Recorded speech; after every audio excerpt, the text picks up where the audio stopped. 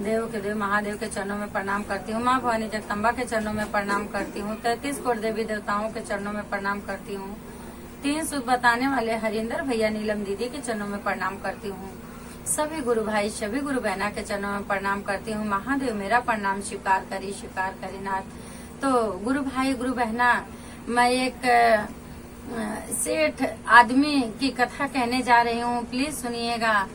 आदमी जो है वो तो सेठ है, धनी बहुत है, लेकिन कंजूस बहुत है। जितना ही उसके पास धन है उतना ही ज्यादा वो कंजूस है। तो उस कंजूस आदमी की कथा कहने जा रही हूँ, प्लीज सुनिएगा। पूरी कथा सुनेंगे तभी कथा का लाभ मिलेगा।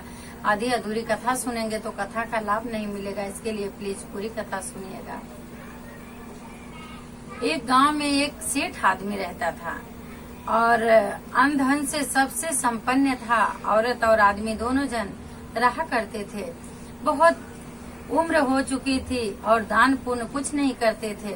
और उनका नाम दानचंद्र था। नाम तो दानचंद्र था, लेकिन दान करने का कुछ उम्मीद नहीं था उनका। कुछ दान पुण्य नहीं करते थे। तो अभी उम्र हो चली है तो औरत बोली कि काम कीजिए कि अभी उम्र हो गई, आप कभी तीर्थ धाम नहीं गए हो, जाइए आप तीर्थ धाम हो आइए। तो उनके आदमी बोले कि नहीं, टाइम होगी तो जाएंगे। तो बोली औरत नहीं, टाइम नहीं आएगी। टाइम देखते देखते तो इतनी उम्र हो, स्नान आप कहीं गंगा स्नान नहीं किए हैं, आप जाइए पहले गंगा स्नान हो आइए। तभी आदमी बोला कि नहीं, तुम पीछे ही पड़ गई हो, मुझे गंगा स्नान के लिए मैं नहीं जाऊंगा। तो औरत बोली नहीं, देखिए आपको तो जाना पड़ेगा, अब नहीं जाएंगे तो कब जाएंगे, धीरे धीरे उम्र हो रही है और जाना तो जरूरी है। तभी बोले कि ठीक है, अच्छा बोल रही हो तो जाता ही हूँ। अभी वो दानचंद्र घर से निकल गए। घर से निकले, बहुत दूर थे गंगा जी, और गंगा जी जहाँ थी वहाँ तक उन्होंने पैदल ही गए। भाड़ा 10 रुपया लगा के नहीं गए, क्योंकि उनका धन कम हो जाता। उसके बाद भारी संख्या में सब लोग स्नान कर रहे हैं और पांडा लोग हैं, सब अपना दान दक्षिणा सबको दे रहे हैं। तो ये दानचंद्र जो हैं, ये देख के वहाँ से घूम के चले आए क्योंकि उनको दान नहीं देना था। घूम के वहाँ से चले आए। जब भी आए, जिस घाट पे मुर्दा जलते हैं उस घाट पे जब भी आए, तभी उस घाट पे गए। बोले हाँ, अभी यहाँ अच्छा है, यहाँ तो कोई नहीं है और यहाँ आराम से हम स्नान करेंगे और निकल लेंगे, देना भी नहीं पड़ेगा। तभी क्या किए कि अपना वस्त्र निकाले और गंगा जी में जाके डुबकी लगाने लगे। जब भी डुबकी लगाए, जैसे ही डुबकी लगा के हर हर गंगे बोल के और बाहर निकल रहे, खड़े ही हो रहे हैं, तब तक बाबा भोलेनाथ पांडा का रूप पकड़ के हर हर भोले करके खड़े हो गए।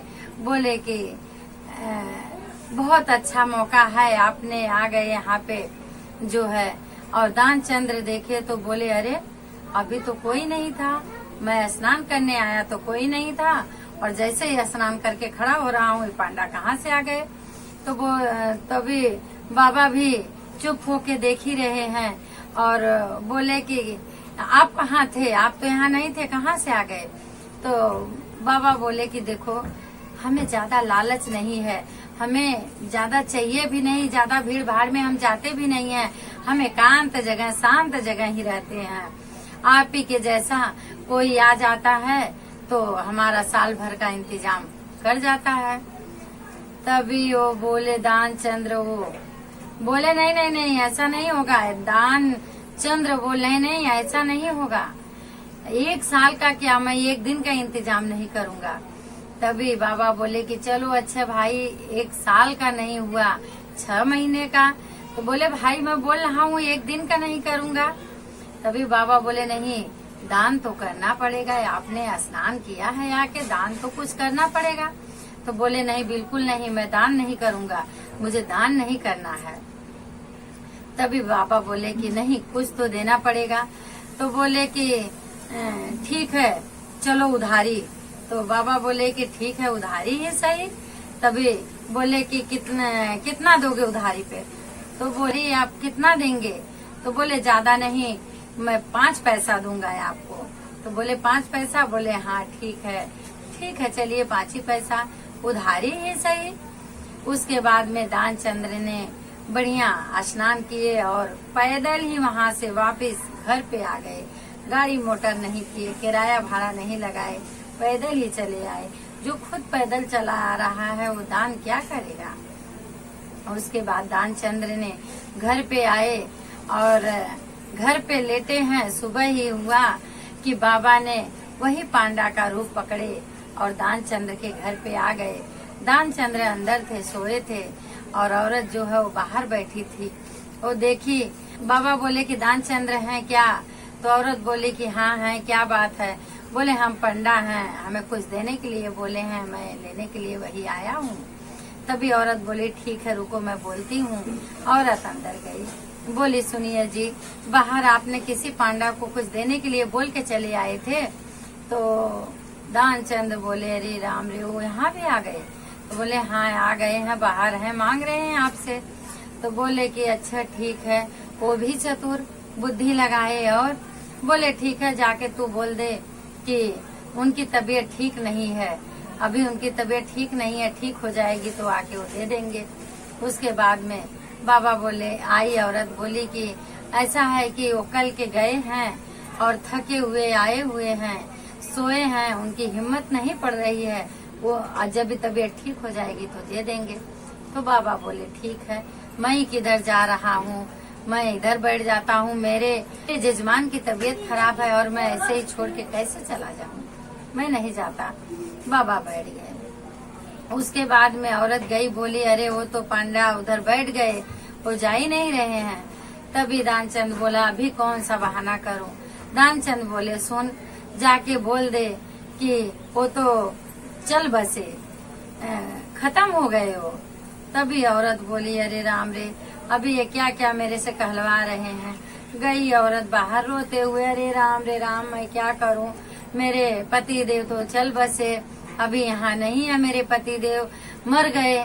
तभी बाबा बोले वो अभी मैं कैसे जाऊं, हमारे यहाँ जिस अपने जजमान के पास मैंने आया हूँ वही जजमानी चल बसा, तो भला मैं कैसे उनको छोड़ के जा सकता हूँ। उनकी अंतिम क्रियाक्रम तक मैं इधर ही रुक जाता हूँ। और भला आप तो औरत का जात होके किसको जाओगी, बुलाओगी, कहोगी। मैं जाके पूरे गांव में कह देता हूँ कि दानचंद्र तो चल बसे। तब बाबा जो है गए और सब जन से गांव में हल्ला कर दिए कि दानचंद तो चल बसे भाई, अभी अभी खत्म हो गए। पूरे गांव के लोग आए जुट के, उनको अंदर से बाहर निकाले और उनको भी मंत्र का पहले का योग सीखे हुए थे, सांस बांधने वाला, और सांस बांधे पड़े हुए हैं। औरत रो रही है, चिल्ला रही है। सब लोग अपना जो अंतिम क्रियाक्रम होता है सब अपने अपने उनका बंदोबस्त कर रहे हैं, उनके अंतिम क्रियाक्रम का बंदोबस्त सब लोग कर रहे हैं। और बाबा बैठे हैं, देख रहे हैं। बाबा सोच रहे हैं रे भगवान, कैसा है ये आदमी, सांस तक नहीं ले रहा है और जीते जी देने के लिए इतना बड़ा नाटक क्यों कर रहा है। उसके बाद में औरत रो रही, सब लेवा जा रहे हैं। जब तभी औरत रो रही है, अरे नहीं मरे हैं, जिंदा हैं, इनको कुछ नहीं हुआ है, ये ठीक है। गांव वाले बोल रहे हैं बेचारी को बहुत बड़ा सदमा पहुंच गया है, अभी क्या करे। चलो क्या करोगी, जो होना था सो तो हो ही गया। सब सोच रहे हैं कि ये तो रो ऐसे रही है, लेकिन वो तो खुद हकीकत बता रही है कि नहीं, इनको कुछ नहीं हुआ है, ये अभी अच्छे हैं, सही हैं।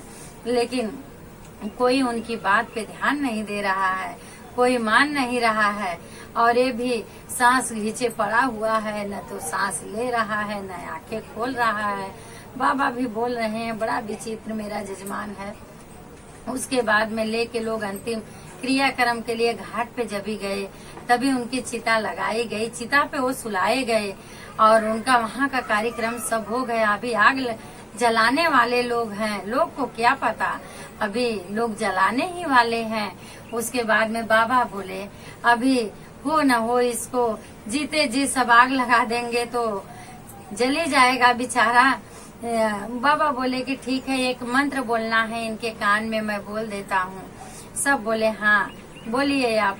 उसके बाद में बाबा जब भी गए तो बोले कि मैं कैलाशपुरी से भोले बाबा आया हूँ, मैं भगवान शिव भोले हूँ, कुछ मांगना हो तो मांग लो मेरे से। तभी उसकी आंख तुरंत खुल गई। जब भी बाबा भोलेनाथ का नाम सुना, भगवान का नाम सुना, तुरंत आंख खोल दिया। आंख खोला तो आंख खुली तो देखा तो वही पांडा। अरे वो तो बोला अरे राम रे, तो बहका दिए मेरे को। वापिस आंखें बंद कर लिया, वापिस आंखें बंद कर लिया। फिर बाबा गए, उसके कान में बोले, देख तू, मैं आया हूँ दान लेने के लिए, तुझ मेरे से मांग ले। तू तो नहीं दे सकता, लेकिन आंख खोल दे और तू ही मेरे से कुछ मांग ले, मैं ही तेरे को दे देता हूँ। आखिर आया हूँ तो कुछ दे के ही जाऊँ। तभी वो बोला सच्ची? बोले कि बाबा बोले हाँ सच्ची, मांग, तुझे क्या चाहिए? तो तभी वो दानचंद्र बोला ठीक है, वो जो 5 पैसा देने के लिए मैं बोला हूँ वही मेरा माफ कर दो।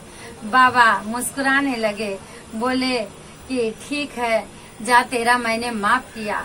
बाबा ने उसका माफ कर दिए। मतलब सब कुछ रहते हुए भी दान देने में इतनी तकलीफ, और बाबा से वो भी माफ करवा लिया। बाबा भोलेनाथ सबको बुद्धि ज्ञान दीजिए और सबको अपने सद्बुद्धि सद्ज्ञान में लगाए रखना। बोलिए शिव गुरु महाराज की जय।